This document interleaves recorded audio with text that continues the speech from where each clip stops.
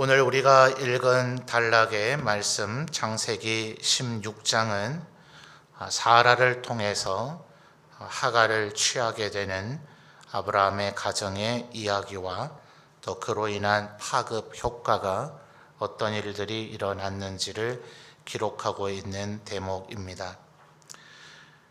지난 시간 15장에서 15장 2절과 그리고 8절을 보면 아브라함이 하나님에게 다소 조금 불평과 원망에 가까운 그런 표현을 했다 그랬습니다. 15장 2절을 거슬러 가서 보시면 도대체 내게 뭘 주려고 하십니까? 많은 것들 준다 하셨지만 말하자면 내가 자식이 한 명도 없으니 그게 나에게 무슨 쓸모가 있겠습니까? 말하자면 그런 것이죠. 또 아브라함의 나이, 오늘 우리가 읽은 말씀을 보니까 75세 때 가나안 땅에 들어왔는데 3절에 가나안 땅에 거주한 지 10년이라 그랬죠. 그러니 85세가 되셨는데 현대 나이로도 아직 100세 시대인 오늘날로 해도 아직은 충분히 더 생애가 남아있는 그런 때이고, 또 고대 이 족장들의 시대의 생애들로 보더라도 아직은 생애가 많이 남아 있죠. 그러나 아직까지도 자식이 태어나지 않았다면 8절에 말하는 대로 하나님께서 이 모든 땅을 주신다 할지라도 그게 무슨 의미가 있겠는가? 그래서 내가 이 땅을 소유로 받을 것을 뭘로 알 수 있겠습니까? 이런 질문을 했다 그랬죠. 하나님께서는 분명히 너의 자손이 15장 5절에 보니 하늘의 별과 같이 많게 될 것이다 그랬습니다.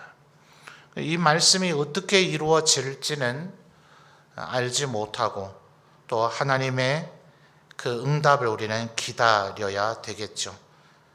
10년 이미 기다렸으니 충분히 아브라함이 지칠 만도 했지만 15장 13절을 보시면 너의 후손들은 이 정도가 아니라 400년을 인내해야 될 것이다. 그래서 바울 사도가 예수님을 믿고 난 이후 우리의 신앙의 가장 핵심 덕목은 참고 견디고 인내하는 것이라 라고 신약 성경에서 가르치고 있다 그랬습니다. 근데 문제는 오늘 우리가 읽은 16장의 1절과 2절을 보니 사례에 예기치 못한 행동이 벌어지죠. 여기에서 하와와 함께 이렇게 묶어가지고 여자 말을 들으면 안 된다 이렇게 얘기해서는 안 될 겁니다.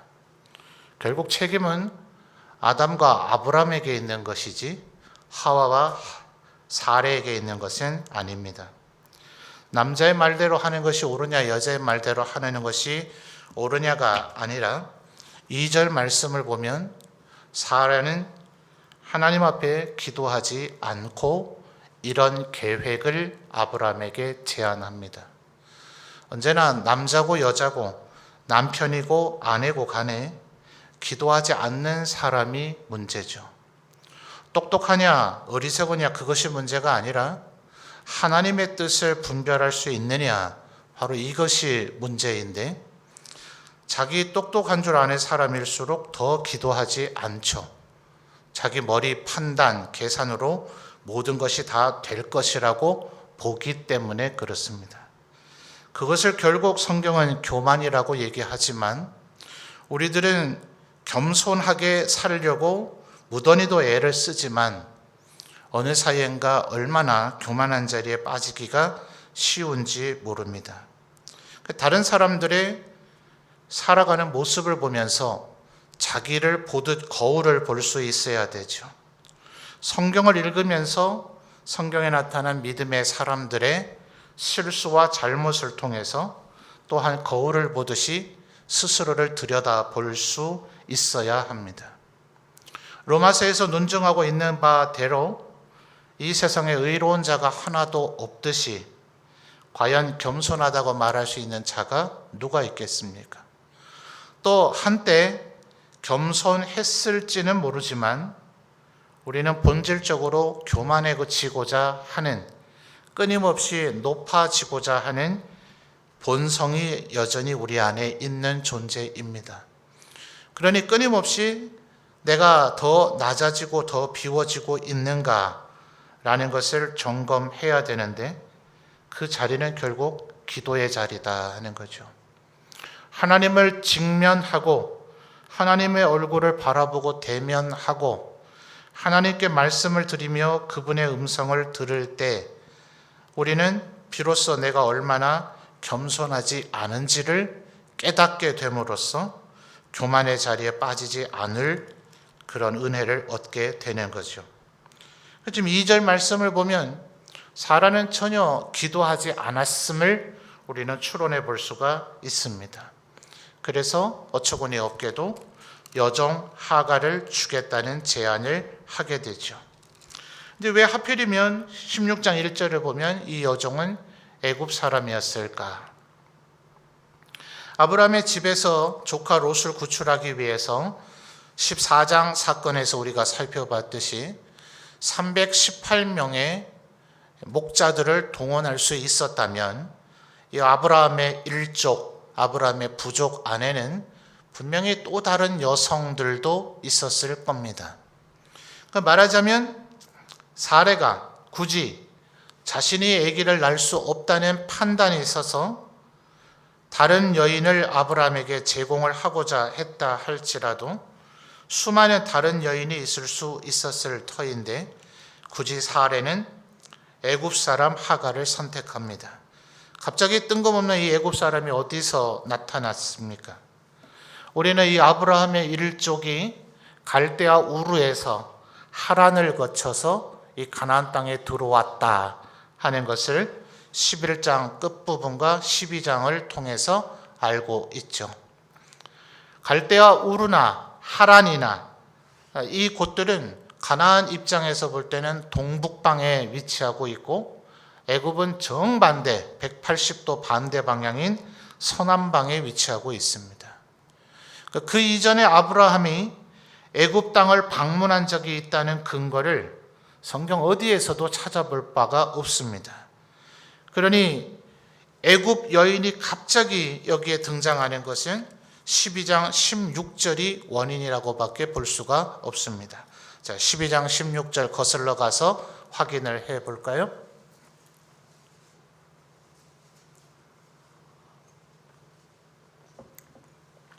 (12장 16절) 여러분이 읽어주시죠. 시작.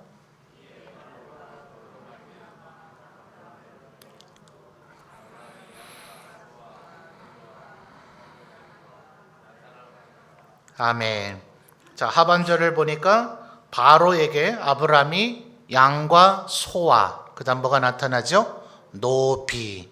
이 노자가 남종을 나타내는 한자어이고 비가 여종을 나타내는 한자어죠. 그래서 영어 성경 보면 male and female servant 이렇게 돼 있어요. 남종과 여종들을 얻었다.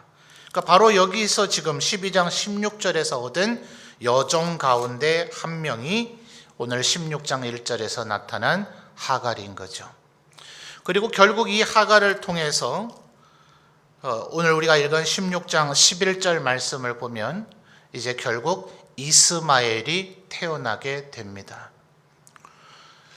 지금 우리 소위 이슬람권이라고 말하고 있는 중동 지역, 사우디아라비아나 쿠웨이트나 아랍에미리트나 이란, 이라크, 시리아, 요르단, 애굽, 이집트 이런 나라들을 우리가 그냥 통칭 이슬람권이라고 얘기하지만 그들을 그렇게 한데 뭉뚱그려 말하면 그들은 굉장히 발끈할 거예요. 예를 들어 우리 이 동아시아에 중국도 있고 일본도 있고 또 우리나라도 있는데 마치 우리 모두를 중국인이다 이렇게 얘기하면 우리 민족이 수용이 되겠습니까? 절대로 용납하지 못하겠죠. 일본인들 가만히 있겠어요? 우리는 전혀 다른 존재라고 여기죠. 그러니까 사실은 아랍 사람 혹은 우리가 이슬람 이렇게 부르지만 제가 지금 열거해드린 나라들은 전부 다 인종이 다르고 또 혈통과 민족이 다르다고 스스로를 인식하고 있습니다. 근데 그들 스스로가 별로 반발하지 않는 표현이 있어요. 혈통적으로는 전혀 아닌데 성경에 나타난 근거로 봐도 그렇고 그들이 믿고 맹신하는 코란을 봐도 그러합니다. 각각 인종과 종족이 다 다르지 그들은 이스마엘의 후손이 아닙니다. 근데 그들 스스로를 이스마엘의 자손이라고 자처합니다. 이스마엘의 후손이라고 해서 열받지 않습니다. 심지어 우리가 몇 장 지나고 나면 하나님께서 아브라함에게 네 아들을 독자를 바치라. 누굽니까? 이삭이죠. 근데 코란에는 그것이 이스마엘이라고 기록하고 있어요. 그러니까 지금 이 사레가 하갈을 아브라함에게 제공하는 것, 애굽으로 가나안 땅에 흉년이 들었으니 애굽으로 좀 피신한 것, 바로가 그냥 남종과 여종과 가축들을 많이 줬으니 그냥 받는 것, 각각의 사건들은 보면 그럴 수도 있는 일이라고 보여집니다. 몹시 작은 일이라고 보여져요. 그런데 소위 나비 효과라는 말도 있듯이 이 모든 것들이 한데 연결되어지고 묶여져서 이렇게 수천 년간 피를 흘리는 비극이 잉태되리라고 누가 생각이나 했겠어요. 어쩌면 오늘날 우리가 살아가고 있는 행동들도 마찬가지입니다. 우리가 기도하지 않고 결정하는 일들, 하나님 앞에 겸손히 행하지 않고 내 계획과 내 생각으로 하는 결심들, 나의 판단과 나의 경험을 의지하는 그 것들이 그저 이까짓 일쯤이야. 이렇게 결정한들 어떻고 이렇게 판단한들 어떠랴.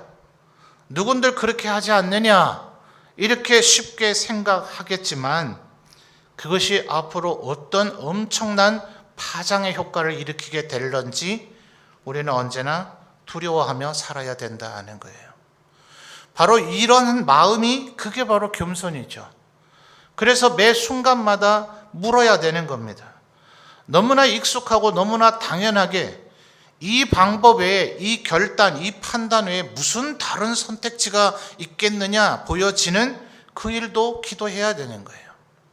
내 아버지도 내 할아버지도 선조들도 다 그렇게 했다. 그렇죠. 지금까지 하나님은 분명히 그걸 허락하신 적이 없었지만 지금까지 한 남자가 여러 명의 아내를 거느린 일은 인류 역사에 허다했어요. 창세기 안에서만도 봐도 이미 수많은 사람이 그렇게 하며 살아왔습니다.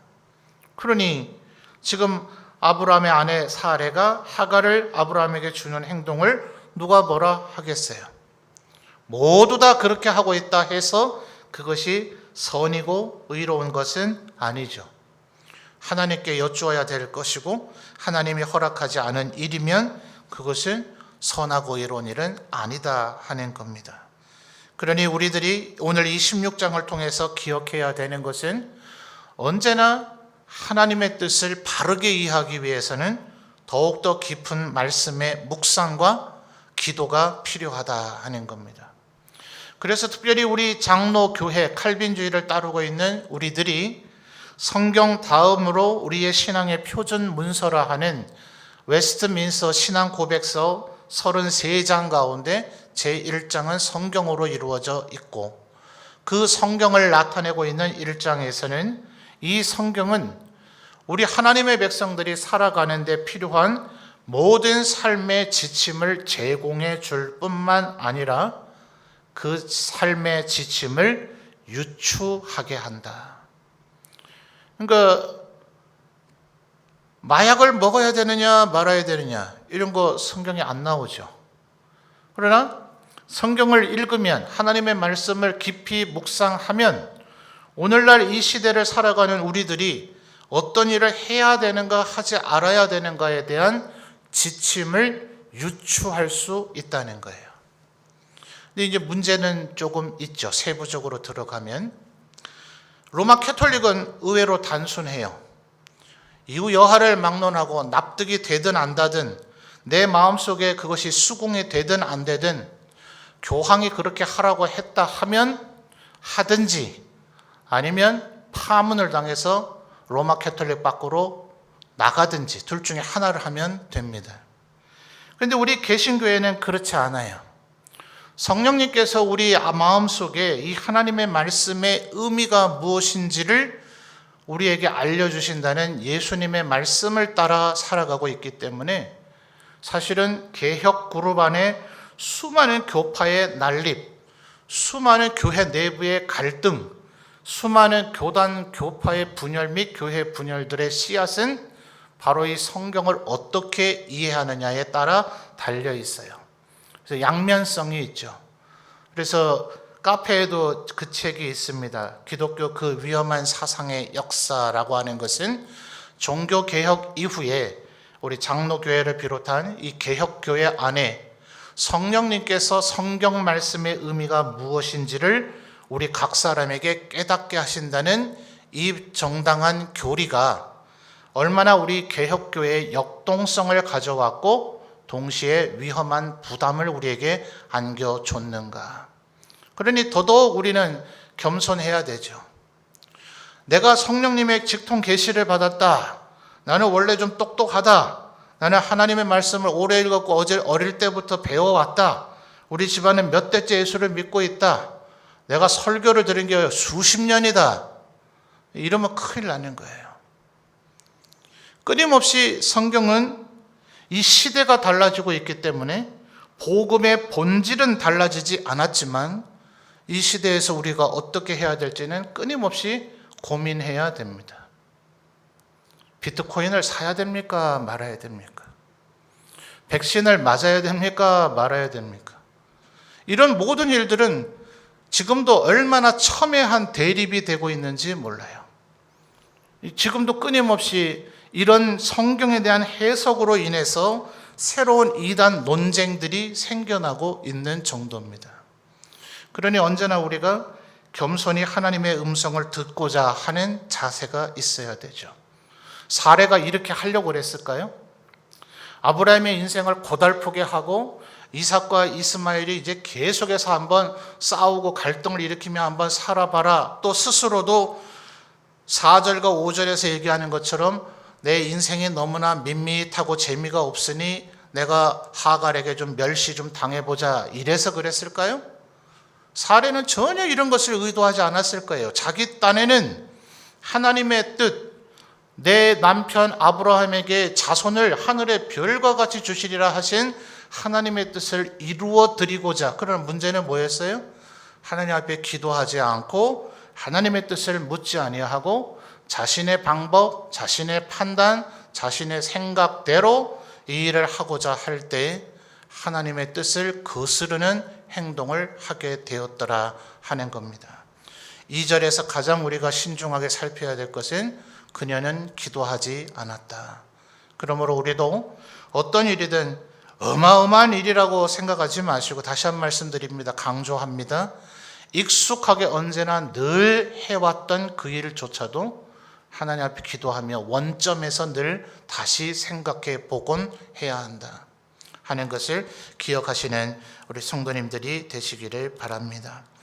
자, 4절과 5절에 이미 말씀드렸습니다만 이제 이 하갈의 입장에도 문제가 있죠. 과연 이 여주인을 멸시할 수 있는가? 자, 멸시하니 6절에 어떤 피드백이 돌아옵니까? 사례가 하갈을 뭐하죠? 학대하더라 하는 거예요. 그래서 신약 시대에 오면 바울 사도를 비롯한 신약 성경의 대부분의 저자들이 사람의 그 처지와 본분에 따른 행동을 얘기합니다. 네가 지금 자유자로 하나님을, 예수님을 영접하게 됐느냐? 그렇다면 자유자로서 하나님을 잘 섬겨라. 네가 종인 상태로 지금 하나님을 믿고 구원받는 자가 됐느냐? 그럼 종으로서 그렇게 잘 살아라. 남자로서 그렇게 됐느냐? 여자로서 그렇게 됐느냐? 그 상태로 그렇게 살라는 거예요. 말하자면 사례의 입장에서 지금 취해야 될 것은 하나님을 잘 섬긴다 하는 것은 무슨 예배 잘 드리고 기도 잘하고 뭐 말씀 이런 것도 중요하겠지만 이런 어리석은 행동 안 하는 게 하나님을 잘 섬기는 거죠. 또 아무리 하갈이 자기를 멸시했다 할지라도 6절에서 학대하는 영역까지는 안 갔어야 되죠. 뭐 해야 됩니까? 여 종이 감히 주인을 멸시한다면 뭐 해야 되죠?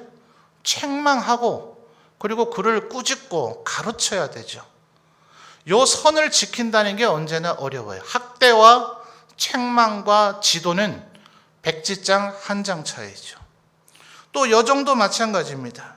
자신이 아무리 임신을 했고 또 사례는 임신을 하지 못해서 자식을 낳지 못한다 하더라도 그를 멸시할 권한과 자격은 하갈에겐 주어지지 않았죠.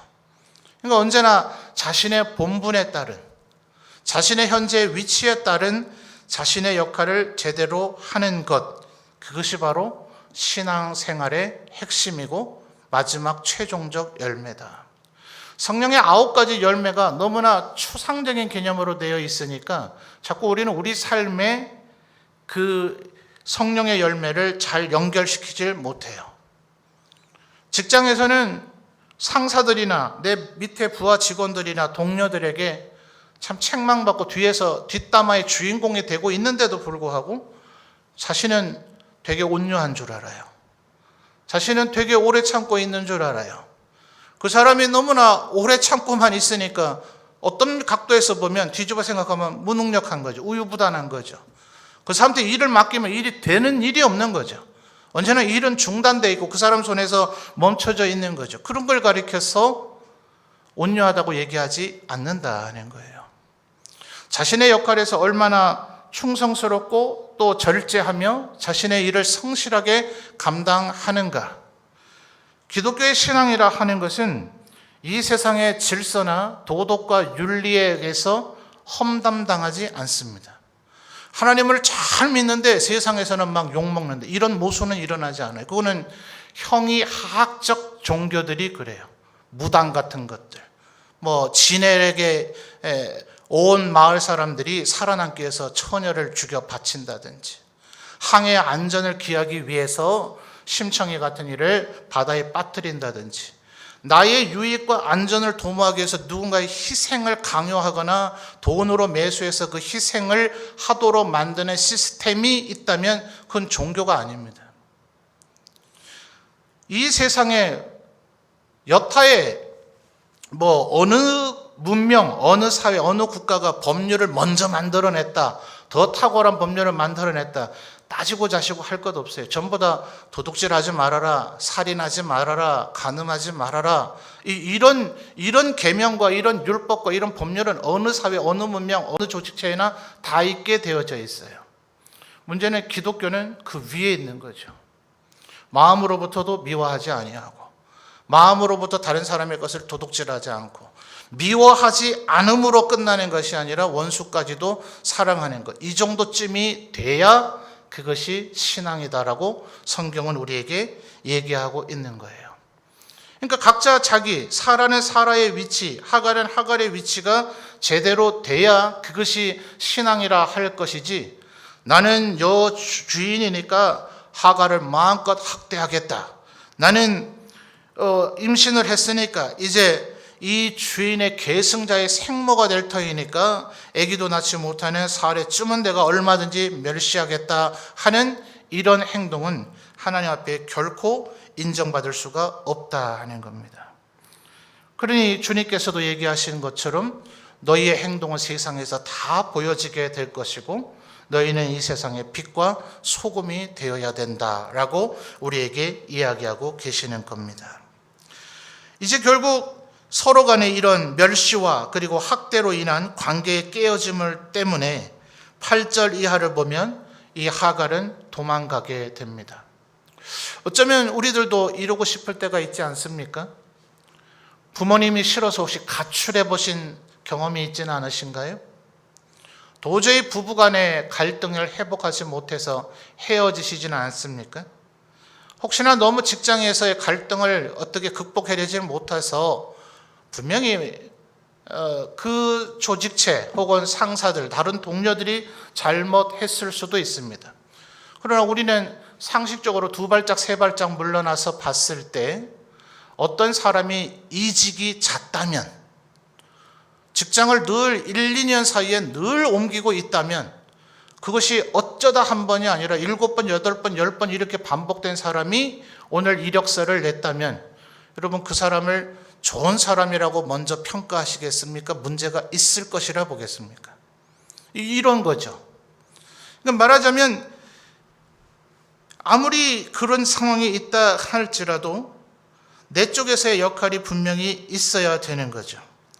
그러니 사실은 참고 견뎌야 됩니다. 그래서 지금 하나님께서는 하갈에게 주인에게로 돌아가서 9절에 뭐라고 얘기합니까?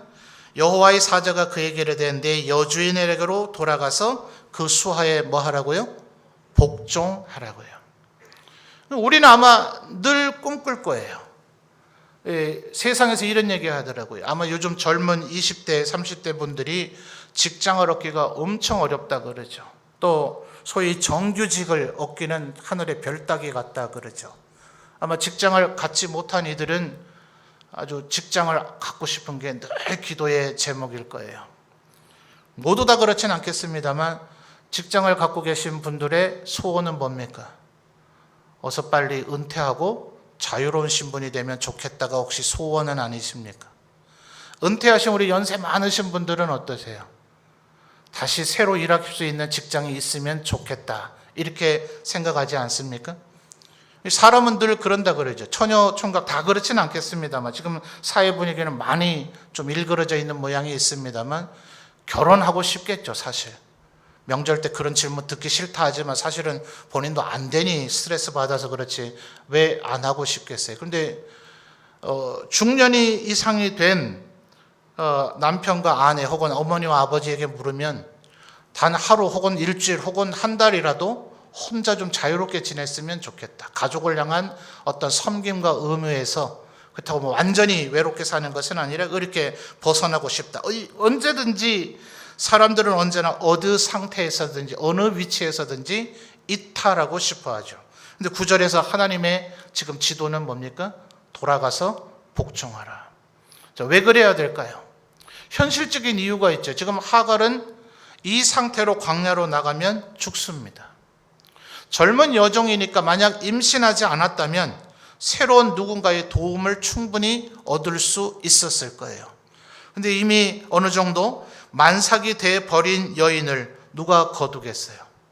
최소한 이 여인이 출산하고 그 아이가 자라날 때까지는 뒷수발을 해줘야 되는 일종의 섬김이 필요한 상황인데 그렇게까지 해서 이 여인을 돌보고자 할 사람이 몇 명이나 있겠어요?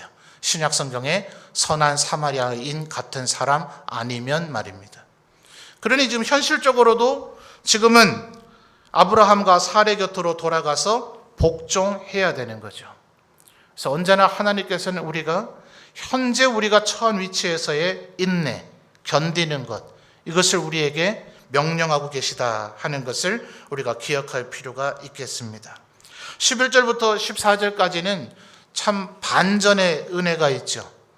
분명히 이 하갈은 애굽 여인인데다가 믿음의 지금 족보의 반열에 개입될 사람이 아닙니다. 그가 낳은 이스마엘도 그러하고 하갈은 더더욱 그렇습니다.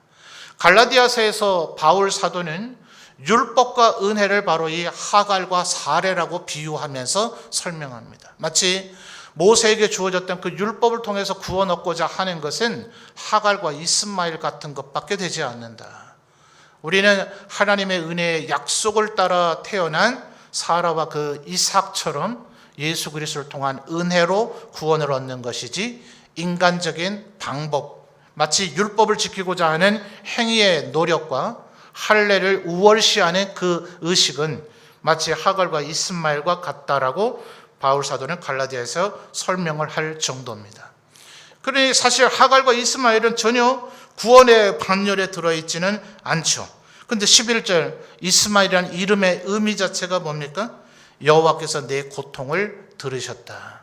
어떤 신학자는 말하기를 바로 이것이 하나님의 일반 은총이다. 이 세상 인류 모두 다가 비록 그들이 창세전에 하나님 앞에 선택을 받지 못했고 언젠가는 멸망의 자리에 들을 이들이라 할지라도 하나님은 그들의 창조주이심은 여전하시다. 그래서 이 세상 모두를 향한 하나님의 긍휼과 은혜가 있다는 거죠. 심지어 그 하갈을 향해서도 14절에 부엘라헤 로이라고 하는 그 우물의 의미가 뭡니까? 아마 여러분의 성경 밑에 주석이 되어 있었을 것인데요. 나를 살피시는 살아계신 이의 우물이다. 하갈과 이스마엘에게까지도 긍휼과 은혜를 베풀어 주시는 하나님이시더라 하는 거예요. 우리 한 발짝 물러나서 한번 생각을 해보면 하갈에게 굳이 이렇게까지 해주실 필요가 있습니까? 우리는 여러분이 표현이 우스꽝스럽습니다만 사레와 하갈 둘 중에 한 명의 편이 되어야 된다면 누구 편이 되어야 되겠어요?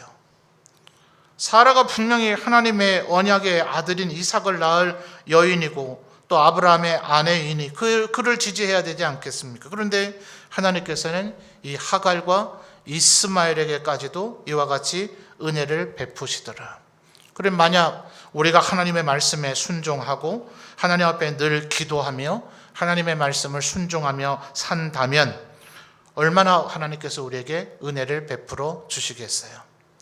근데 결국 사람은 자기들 그 선택받은 대로 가게 되더라고요. 분명히 14절에 부엘라 헤로이라고 하는 이 은혜를 경험했다면 제가 하갈이라면 이스마엘을 데리고 1년에 한 번쯤은 이곳으로 올 것 같아요. 내가 너를 임신했을 때 거의 죽을 뻔했을 때 하나님 앞에 기도했더니 하나님께서 이 우물을 발견하게 하시고 너와 나를 살리셨다. 너 하나님 잘 믿으며 살아야 된다. 이럴 터인데 하갈과 이스마엘이 이 사건 이후에 부엘라 헤로이를 찾았다는 얘기는 성경 거의 나오지 않습니다. 근데 이때는 아직 태어나지조차도 않은 이삭이 나중에 이 부엘라 헤로이에서 하나님을 묵상합니다. 결국은 은혜 베풀어 주신 것은 그 은혜가 하나님의 선택된 백성들에게로 가더라 하는 거예요.